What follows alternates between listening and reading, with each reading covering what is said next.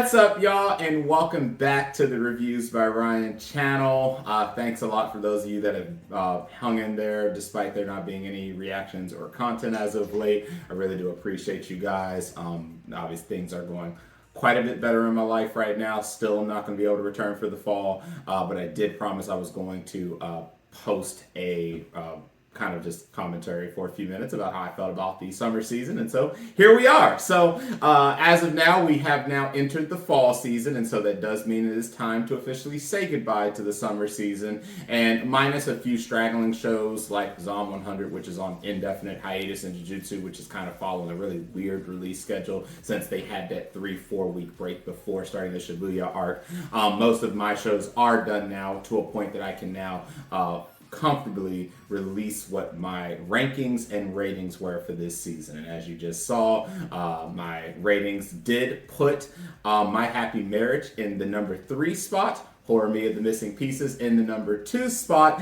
and an unsung hero, one that in a genre that normally I would not be even remotely thinking would be in my top spot, Dark Gathering, ending up in my top 1 spot. Now this was a shocker. I am not really big on the supernatural, horror, anything of this genre. And even if I do like something in the genre, it's very rare for it to crack the top 3. But out of all the shows, out of the 24 shows that I watched this past season, Dark Gathering set with me the most. And it's just wild. It's actually hard to explain why I'm so infatuated with the characters and the mission that we are undergoing in that show, and Eiko's continuous creepy faces, but it just really resonated with me in a really, really big way. And when I thought about my attachment to this show in conjunction to the other shows that were running this season, even though the top 3 all had 9 respectively, I did decide that Dark Gathering did deserve that top spot, and so did put it there. Again, if you are big in supernatural, if you're big in kind of the comedic nature of things, but you like gore, you like these type of stories, this is the show for you. You're probably going to find what you're looking for and so much more. Now, I want to be very clear. I don't get scared by anything, so my not liking this genre actually has nothing to do because I get scared easily. It's actually the exact opposite. I typically think most things, both anime and non-anime, in the horror supernatural genre is just really stupid, and I just don't easily get attached to the genre. And so this is a very rare occasion, and what they've done with this show has been something really, really grand, and I hope that they keep up the great work. So with that said, I'm not going to talk about all of the top 10. There's a few other shows I did want to talk about outside of Dark Gathering. And we're going to start with the show that actually didn't crack top 3, but I do really want to talk about it, Bleach. I'm only going to talk about it for a few moments. Bleach, 1,000-Year Blood War, The Separation, the second of 4 arcs to the 1,000 Blood War series segment. First and foremost, even though my rating collectively of the show dropped slightly, it dropped from a 9 to an 8, this particular season, as you did see, which is why it just got edged out of the top 3. I want to give a lot of credit where credit is due. My drop of rating has nothing to do with the music. It has nothing to do with the art and animation. The fight sequences, my God, the fight sequences are absolutely mind-blowing. It's like you can feel the love and passion that has been put into the return of Bleach. And so I don't want me giving an 8, 9, or 10 to a show like Bleach to misguide you in thinking that I don't like Bleach like a lot of you do. I don't think it's a masterpiece like a lot of you do, and I at no point in my entire life of being a Bleach fan has ever thought Bleach was a masterpiece. Bleach has some really fundamental issues with the story, but for what it is worth, Bleach has a lot of passion and a lot of deep direction given to the characters that are in this series, and I don't want to take anything away from that, regardless of me giving an 8, 9, or 10. Bleach has had a incredibly grand return to the scene after 10 years, and I'm so stoked, and I'm still amazed that we're actually getting to relive Bleach all over again in 2023. So do not mistake for a second that I don't like Bleach like as much as a lot of you, because I do love it. I have one fundamental issue though, and it has nothing to do with, again, the fights or animation. Again, the Bambietta squad. Don't even start me on the Bambietta squad. I have just been glowing about their entire presence in this show throughout this second arc, and of course the fight that is actively going on with Squad Zero up in the Soul King's place. I mean, we're not even going to get started there. Just crazy shit's happening. The first the first Bankai that we've gotten to see up there has already set the theme that shit's really about to get real in the world of Bleach, and Arc 3 is probably going to be something absolutely insane. But the issue that I have, two moderate issues, enough that I had to drop some points here. One is a fundamental issue that I always have with Bleach. And actually, my concerns with the story actually goes back to what I said in the first arc, which is very simple. The Soul Society never learns from anything. They never learn. They never learn. Right before our boy got whacked in the first couple of episodes in the first arc, our head captain got whacked. He talks about, as long as I'm here, there will always be security. Soul Society got to have the worst fucking security I've ever seen in my life. Their security is garbage. Excuse my language, but this has been a fundamental issue I have had with the story of Bleach collectively. Like every arc, every storyline, everything. The Soul Society got to have a worst security system ever in the history of security systems. Like, if he truly says that security is present as long as he's here, then he should have fired himself ages ago, because that ain't it. But I do really like, and again, the counter argument to that is I do like the fact that the Quincy's gave them no time to recuperate from their complete destruction and axing of half of their captains and in almost 75% of the Soul Reapers there. I mean, they just whacked all of them. And I do really like with the 1,000-Year Blood Wars that they're not giving them any chance to breathe. It's just, nope, we're going to go back, make sure we got our shit in a row, and bam, we back here again, get ready to tear everything up. But I still have to say, the Soul Society, especially since you have, certain entities, certain captains and certain entities, that y'all know exactly what I'm talking about, that exist in the Bleach universe that clearly could turn the tides in the Soul Society's favor at any given point in time if they really wanted to. That has been a fundamental issue I've had with Bleach, because I feel that a lot of these losses is for no reason, because people are holding out unnecessarily just to hold out. I guess to, as they say, wait for the right moments. But, this is an every arc issue I've had. And my thing is, so we're going to wait until 85% of your people are dead to actually believe that it's the right moment? Come on now. That's not good security. That's not good planning. That's just shitty. That's shitty security. And in a way, I do feel that that is a flaw with the Bleach story as a whole. And the fact that everything always falls back to Ichigo having to basically save the day at the end of the day. So, but again, like I said, that's more so an entire story thing, and of course it has to be included as a factor in this current arc, and that did affect some of my ratings just a little bit there, and I think that really ties into my big issue with Bleach as a story. Now, of course, with Chad and Orihime and their return, and Yoruichi showing back up, randomly, finally present. I know that there's a lot of things that are going on behind the scenes in the world of Bleach and the world of the Soul Society to put things in place so that this final big showdown in the Soul King's domain, up with Squad Zero and them, that everything will be able to come together in the end. But I just don't like the fact that major characters, and this is an issue I tend to have with a lot of shonen and shows of this nature in general, that these characters are here, they have this major presence, but they're not written in any relevance forever, and then they're just suddenly here, and then they're suddenly gone again. And Bleach just this has always been an issue that I've had with the series. I still don't know ultimately what we're trying to go for with Orihime as a whole.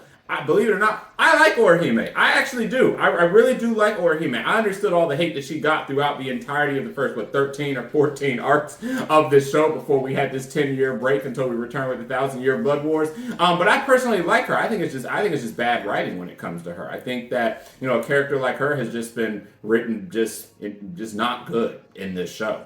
And there have been a couple of characters that have been like that. And so I always have to factor the great fight sequences and the beautiful animation and music. I always have to balance that with the fact that there are some fundamental issues with the story as a whole. This has nothing to do with the author is not putting his all into this show, because the author and the entire creative studio behind Bleach absolutely is. And if they weren't for those 13 arcs, they putting a foot in his ass with this arc. They are doing a phenomenal job. Unfortunately, it's just a fundamental issue that I have with the story as a whole that I don't personally agree with. And that is why typically as we start getting deeper and deeper into the Thousand Year Blood War arc, it's really going to be more so, it's really going to be more so that I'll never be able to really give it above an 8, 8.5. I have a call coming in. I'll be right back with you guys. Sorry about that, guys. Apparently my friend that lives with me locked himself out of his vehicle, so that interruption came through and completely threw me all off, but that has been handled. So, kicking back on, we were talking about Bleach, but we'll leave it where it's at. I love Bleach. I love what the first 2 arcs have done for it. Unfortunately, the story is starting to fall back into the fundamental issues that I have with its overall writing, and for that reason, I did have to lower the score from the 9 that I gave arc 1 to an 8, but that should not equal that I like Bleach any less, that I believe they're putting less effort into this this return, because that is not the case. I'm loving what the product has been.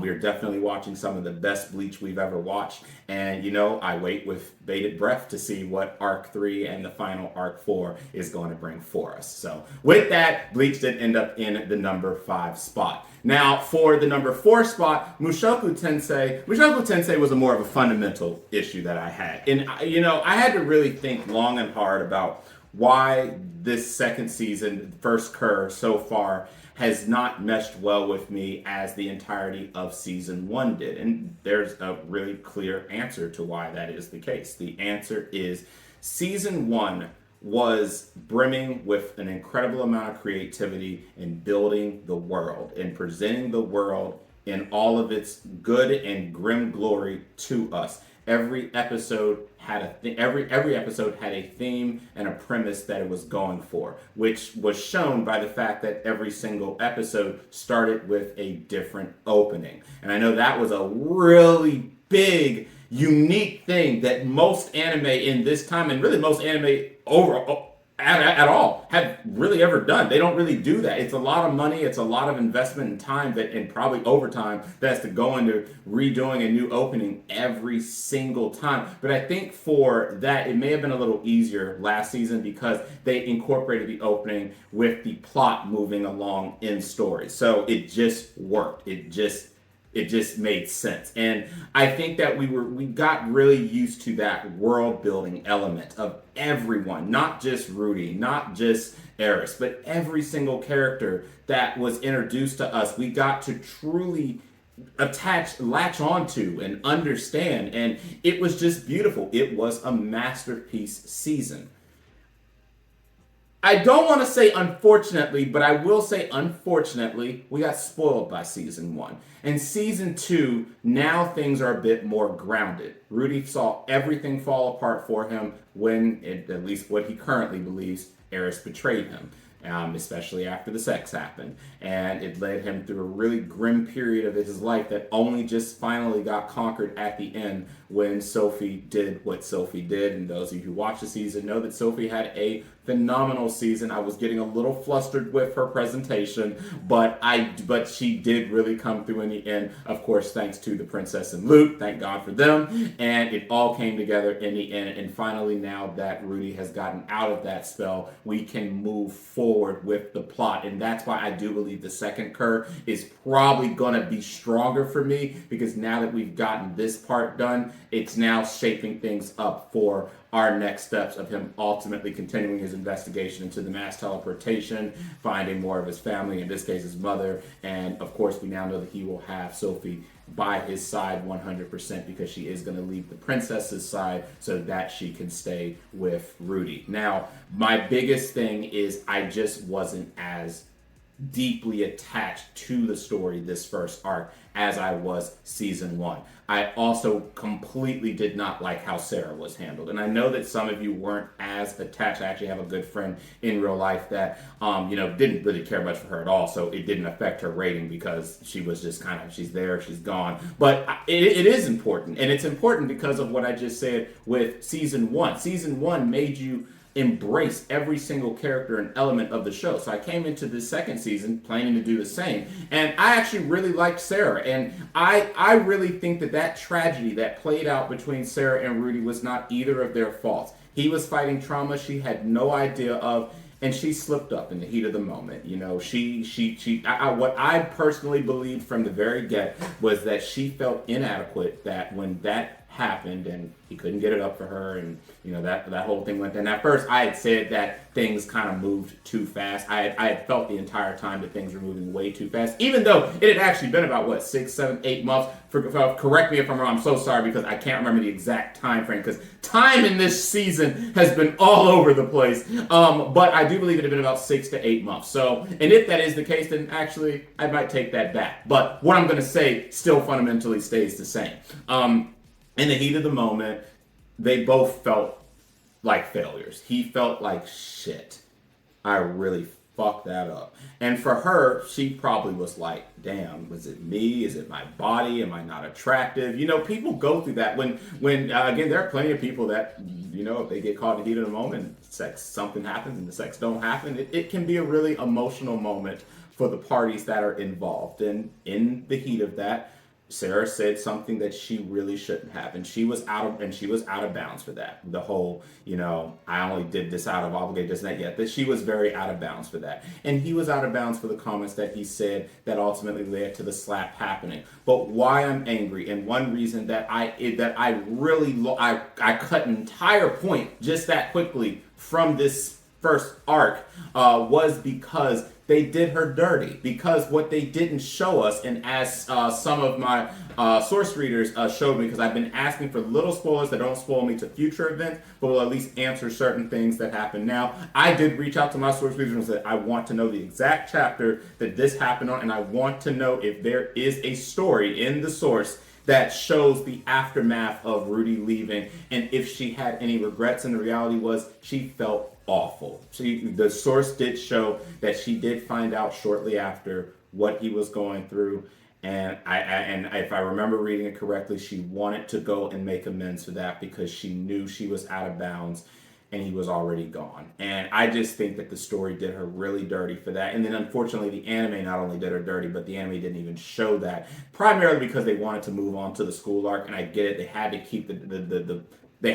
the flow moving forward, and they didn't want to stall any more time on Sarah since she wasn't going to have a major part to do with the remainder of the story. But I do feel that she was still a really good element of the show, and the cards that were handed were just crappy. So I really didn't like how they handled that, and really I didn't really like how they handled several elements of the first 4 to 5 episodes. However, the boy that was helping out my man Rudy, he was a real legend. He was an MVP, and I'm glad that he stuck up for him, especially when Rudy went to almost off himself. So there were definitely a lot of great moments in Mushoku Tensei, but unfortunately, because of several moderate concerns with the show in relation to what we had established to us from the first season, I had no choice but to give it an 8 for now. And again, I do expect that rating to go up when the second curve starts. However, as of right now, it is an 8. And so as of such, unfortunately, it just got edged out of the top 3. So I was not supposed to talk about Bleach and Mushoku that long. But again, I get real passionate about this type of stuff, and it's what happens. But for my top 3 pretty much speak for itself. I've already talked about Dark Gathering, so I'm not going to talk about Dark Gathering anymore, about it being in the top spot. I'm going to tell you guys, absolutely watch it. Today, actually, the second curve just started because it is a consecutive. It's continuing right along where it left off at. So we have a lot more of Dark Gathering to go. Definitely watch it. My Happy Marriage. I actually did not start the season off watching that. That was actually a recommendation by a good friend of mine and my best friend in Japan, and I ended up watching it, and I absolutely felt awful for me. I felt absolutely terrible for all of her circumstances. She had a really awful family situation. Her family was absolute shit. Her sister was absolutely shit. That mother was shit. Every single entity was shit. And honestly, I don't think any of those people, except our man that saved her, deserved her. And I really did like the flow of this show. You know, it just missed a 10 because it did get a tad bit repetitive, just a tad bit, just enough that I had to ding its rating just a little bit in the end. But My Happy Marriage really does show the growth of a person who pretty much lost everything and was continuously basically treated like a slave and having to follow the natural progression of getting out of that slave mindset. Because the people around her were working so hard to try to help her break the bad ideologies that had been implanted in her. And unfortunately, when you go through that type of mental abuse, physical abuse, it's not easy. It can take years. Some people never actually recover from that type of abuse. So for Mio, she needed time, and she just needed people to really be patient with her. And I'm really happy that Kyoko was patient, and even when he wasn't patient, he realized he made a mistake and he did what he needed to do to make amends for that and to do right by her. And by the end of this season, we did get to see that they were able to deal with that. She actually did have supernatural powers the entire time, and it's because of her powers of, I want to say it was dream sight, she was able to save him from his own demise. And of course, we got to see at the end of the episode that they did get to go to the party together, and she was able to showcase some of the things that she worked on herself on with his sister. So it was just a really, really great show to watch. Again, it just missed the 10 due to very minor things here and there, but it did take my number 3 spot. And then in the number 2 spot, Horimiya. The only thing I'm going to say about Horimiya is simply this. The Horimiya, the missing pieces, same with how I felt with the quintessential specials,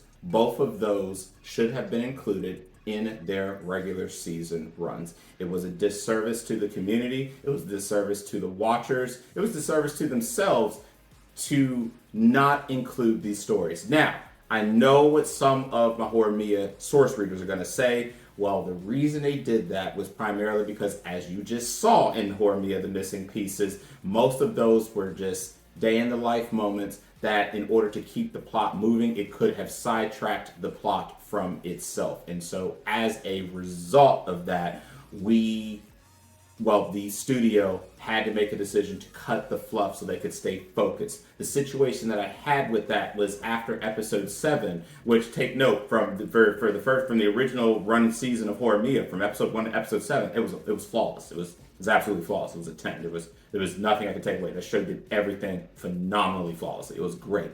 But then after that, it plateaued too quickly, and then we were moving rapidly to the end of the series. And then, of course, I got attached to Sakura, and then I had to watch her, unfortunately, go through her demise. And I loved all the characters. So as my man said, no one was wrong. And that really was the case for a lot of things that happened. But there were just missing pieces that I feel really helped bring the chemistry of the rest of the cast together. And Horimiya is a story, at the end of the day, that not only bases itself off of Hori and Miyamura, but it bases itself off of all of the journeys of everyone around, that all of their stories combined, and at the end showing that those bonds is really what's more important than anything else. And I feel that there were just a lot of missed opportunities. Horimiya, the missing pieces, filled in all of those missed opportunities. I was absolutely floored with the production level, the love and care that they gave to presenting these stories. And it's funny, some of the best moments of this show were when the guys were together, because I tell you, like the instances with the sleepover and the whole thing with my man and my dude being concerned about why he always is hiding himself from wanting to swim and do stuff, and all, there were just a lot of really great moments that I'm sure for the ladies that like Horimiya, you really had a field day, and those were definitely moments for you. But I actually also appreciated those moments too, and this just really was a really feel good. It was a feel good production, and at the end, because Horimiya ranked high. I gave it a 9. I gave it a strong 9. I actually did do something that I rarely do, and I did go back and I did raise my original Horimiya score from the 8 that I gave it to a 9. I said that if this happened, I would do a post-rating update and I would go back to Horimiya and raise it to match it. And so I do believe that Horimiya is definitely, while it is not my favorite comedy slice of life rom-com, it is definitely one of the best. And while there were a few things why I can't give it the full Pinnacle 10, I will say that this was my second best, right behind Dark Gathering. And so that is where I will wrap this segment up. So I did just want to talk about the top 5. And again, you guys did see that we did have some really great O&As. Fate Strange finally got to have its pre-episode, and it was absolutely great. The quintessential special was absolutely great. And we really had, despite the fact that I would arguably say this was my weaker season compared to the spring and the winter season, this was still a great season of anime regardless. And unlike the other 2 seasons, no anime failed this season for me. So all the shows that I did watch, even the Dreaming Boy one, which that one was really edging to fail, it managed to recuperate at the last minute and squeeze out a 6. But I tell you, it was a painful 6, but it was able to squeeze it out in the end. So, but I hope you guys enjoyed the summer season. I hope all of your shows were as great as you expected them to be. Feel free to let me know in the comments how you felt about the season. If you saw other shows on my list that I watched I didn't talk about here, please feel free to talk about it in the comments. So like I said, unfortunately no reactions for the fall season, but I will be back for the winter season of 2024. And I hope you all enjoy all of the amazing shows that have just started and are going to be starting over the next week for the fall season. So if you guys like the content, please like the video, subscribe to the channel, and if you want to be one of the first to be notified when new content does become available, whenever that happens, please hit the bell icon. So thanks for joining me for this video and rating check-in for the summer season. I hope the summer season gave you everything you wanted, and I will look forward to seeing you guys again when I do my fall final rating check-in, and then of course I'll look forward to seeing you when I'm back to doing regular reactions. So until that time, catch you later.